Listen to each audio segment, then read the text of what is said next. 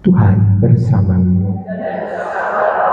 Inilah Injil suci menurut Santo Yohanes. Dalam amanat perpisahannya, Yesus berkata kepada murid-muridnya, "Inilah perintahku, yaitu supaya kamu saling mengasihi seperti aku telah mengasihi kamu. Tidak ada kasih yang lebih besar daripada kasih seorang yang memberikan nyawanya untuk sahabat-sahabatnya. Kamu adalah sahabatku, jikalau kamu berbuat apa yang kuperintahkan kepadamu. Aku tidak lagi menyebut kamu hamba, sebab hamba tidak tahu apa yang diperbuat oleh tuannya. Tetapi aku menyebut kamu sahabat, karena aku telah memberitahukan kepada kamu segala sesuatu yang telah kudengar dari Bapakku. Bukan kamu yang memilih aku, tetapi akulah yang memilih kamu. Dan aku telah menetapkan kamu supaya kamu pergi dan menghasilkan buah, dan buahmu itu tetap. Supaya apa yang kamu minta kepada Bapa dalam namaku, diberikannya kepadamu. Inilah perintahku kepadamu, kasihlah seorang akan yang lain." Demikianlah sabda Tuhan. Ibu, Bapak, Saudari-saudari kasih dalam Tuhan, dalam bacaan Injil kali ini kita mendengarkan sesuatu perintah dari Tuhan untuk saling mengasihi. Namun yang lebih lagi, yang lebih diungkapkan dari aspek mengasihi ini, karena Tuhan sendiri itu tidak menjadikan kita sebagai budak, sebagai hamba, tapi menjadikan kita sebagai sahabat.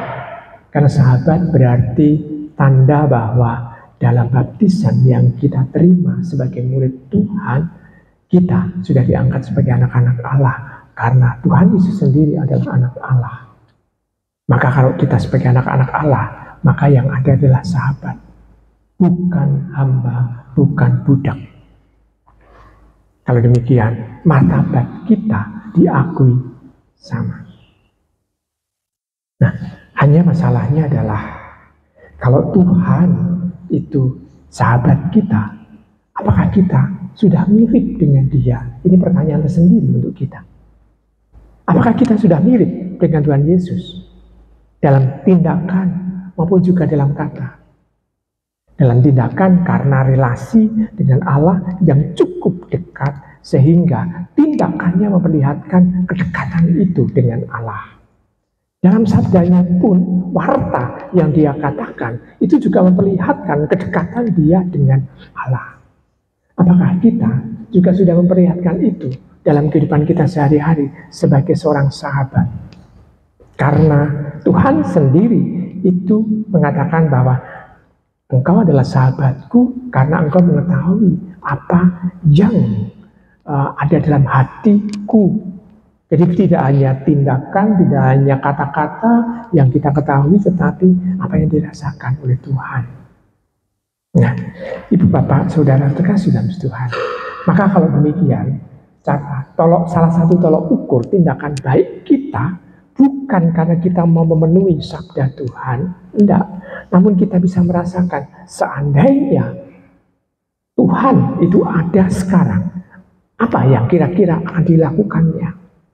Sehingga kita bisa melakukannya itu. Karena kita bisa merasakan Tuhan, seandainya Tuhan hadir pada saat ini, kira-kira Tuhan mau melakukan apa ya?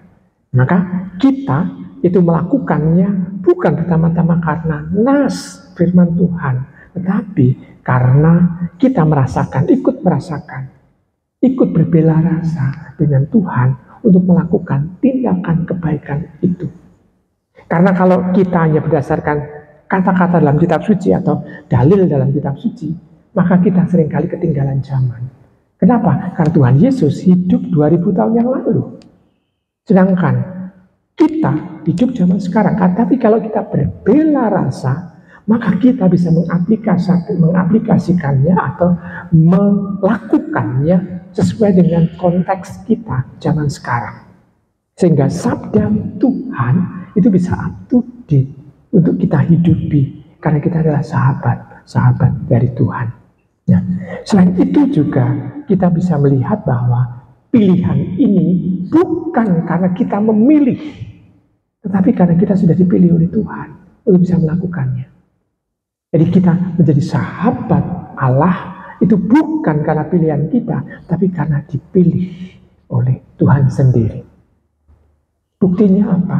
Buktinya banyak orang membaca kitab suci, tetapi banyak yang tidak mau menjadi pengikut Tuhan. Karena dia tidak merasa dipanggil.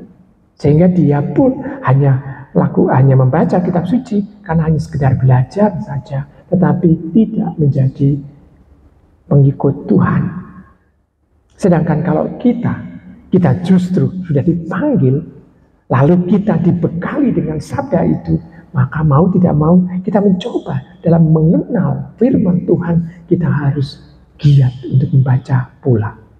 Nah, Ibu Bapak, Saudara, sekasih dalam Tuhan, maka kita mencoba untuk bisa belajar menjadi seorang sahabat yang bisa berbela rasa dengan Tuhan sendiri, supaya kita bisa menghasilkan buah, dan buahnya itu adalah tetap.